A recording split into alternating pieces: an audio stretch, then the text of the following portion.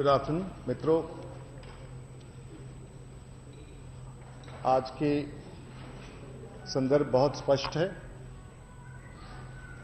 और प्रारंभिक तौर पर पहले तो मैं श्रीमती सोनिया गांधी जी ने जो आज अपनी टिप्पणी दी है उस पर तो मैं ये कहना चाहूंगा कि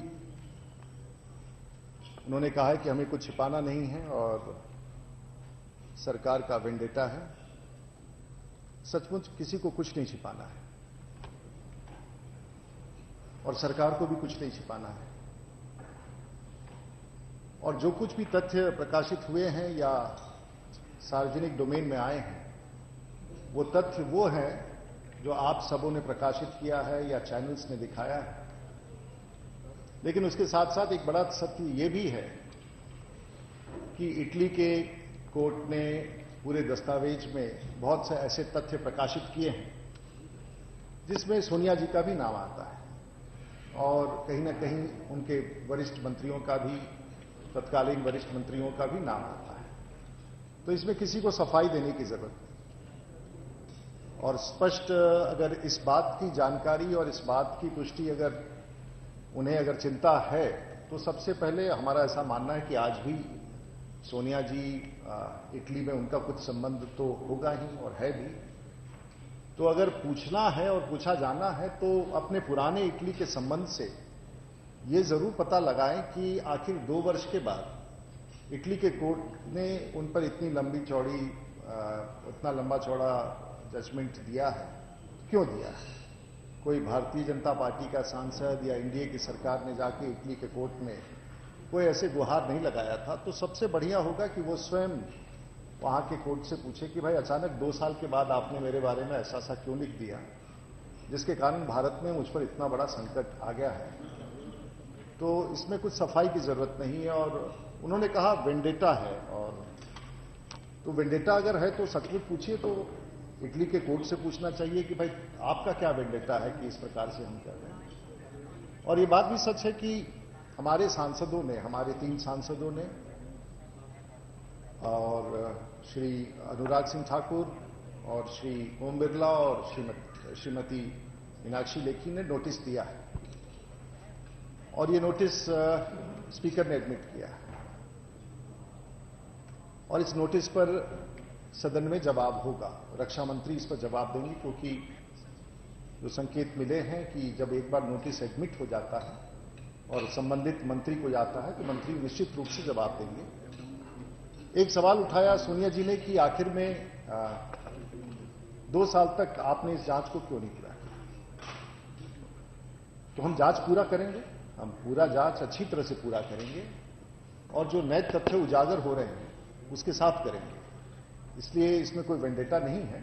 जो भी आप चाहती हैं, पहले तो हमें इंतजार करना पड़ेगा रक्षा मंत्री के बयान का सदन के भीतर, और एक बार उनका सदन में बयान हो जाए तो मुझे विश्वास है कि सदन के दौरान कि इस जांच की गतिविधि और क्या हो सकती है, किस दिशा में हो सकती है, तो हम उस तरफ सदन के भीतर ही इस बात की जानकारी दें। आपका ये सवाल जरूर आएगा कि इस विषय को आप सदन में कब रखेंगे? तो हम जल्द करेंगे। सिर्फ वो नोटिस और प्रक्रिया पूरी हो जाए, रक्षा मंत्री अपना समय दे दे, तो सदन के बीच में इस पूरे बड़े घोटाले जिसमें मिडिलमैन की बात की गई है, जिस प्रकार से फिन मैकेंशिया के पूर्व में जो उनका अध्यक्ष था उसकी गिरफ्तारी हुई है, कुछ स्क्रिप्ट्स भी ऐसे हैं जिसमें कंपनियों के नाम, ब्यूरोक्रेट्स के नाम, कुछ सांकेतिक तौर पर बहुत सारे प्रमाण हैं। तो जांच तो होगा। तो ये पहला विषय है और मुझे लगता है कि कांग्रेस पार्टी में दूसरा एक बयान आया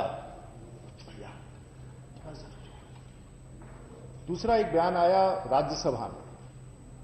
गुलाम नबी जी ने शायद कहा कि इटली के प्रधानमंत्री से यूएन के साइडलाइंस पर भारत के प्रधानमंत्री माननीय नरेंद्र मोदी जी का मुलाकात हुआ। वित्त मंत्री ने उत्तर दिया ये सरासर झूठ है, गलत है, मनगढ़ंत है, काल्पनिक है।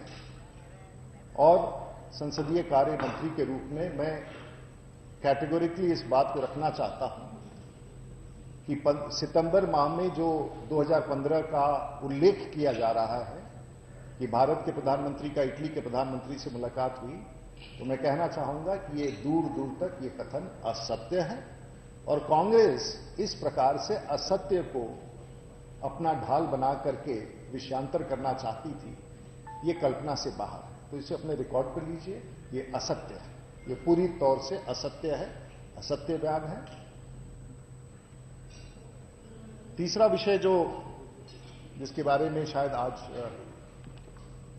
गंभीरता है, वो चिदंबरम साहब के पुत्र कार्तिक के संदर्भ में। सब विषय सामने हैं और कोई भी कॉन्टिनेंट ऐसा बचा नहीं जहां उनका अपना प्रॉपर्टी ना हो। प्रमाण है, दस्तावेज है, जांच है। और हमें याद है कि राज्यसभा में चिदंबरम साहब ने कहा था कि जब उनके परिवार पर इस प्रकार का आरोप लगता है, उन्हें लगता है कि उनके छाती पर कोई तलवार के नोक से कोई वार कर रहा है। तो हम समझना चाहेंगे ये पूरे बयान किस प्रकार हैं। आज उनके छाती पर जो उस बयान से वार हो रहा है, इसमें सत्य क्या है। और ये भी हम जानना चाहेंगे कि एक तो जब आप गलत करते हैं तो अविश्वास के वातावरण में ही गलत पैसों का उपयोग करते हैं, लेकिन पहली बार ऐसा देखने में आया है कि असत्य करने वालों को भी अपने असत्य के भागीदारों पर भरोसा नहीं, और उसी का परिणाम है कि बेनामी विल्स बनाए गए। एक तो आप जिसको मिलकर के अपनी बेनामी संपत्ति दे रहे हो और उस बेनामी संपत्ति को भी वापस लेने के लिए भरोसा नहीं है जिसके साथ आपने साठगांठ किया है कि कहीं ये मेरा संपत्ति हड़प ना ले। तो आप, और कई विल्स का उल्लेख है। पहला विल जो कार्तिक और चिदंबरम साहब के अपने नाते पोतियों के लिए है। तो ये विल का क्या है, ये विल क्यों है, और वो विल चिदंबरम साहब के परिवार में ही क्यों लौटता है।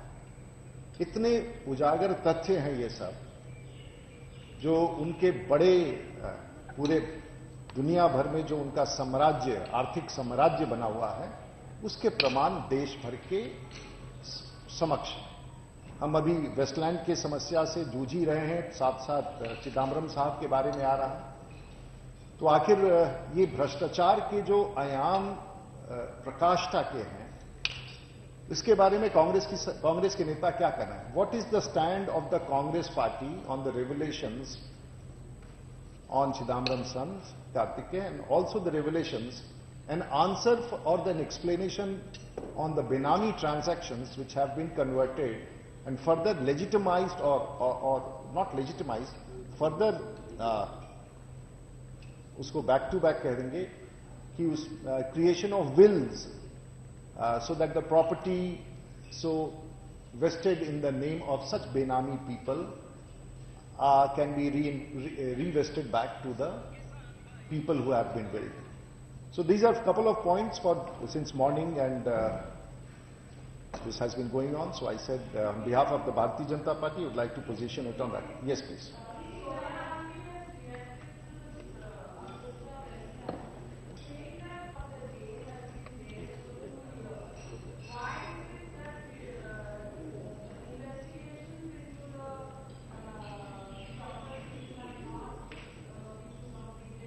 मुझे इस घटना की जानकारी नहीं, इसलिए मैं तुरंत टिप्पणी नहीं करूंगा। बहुत बहुत धन्यवाद।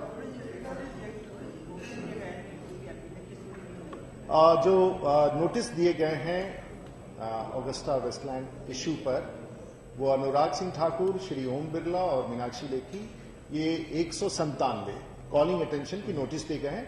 लेकिन साथ साथ लंबे शॉर्ट ड्यूरेशन डिस्कशन के लिए 193 में भी notices have been given. It will depend on the speaker what motion she admits and allows the house to discuss. Rajya Sabha, I'm sorry, I will not be able to outright say. Thank you very much. Namaskar, Jai Hind.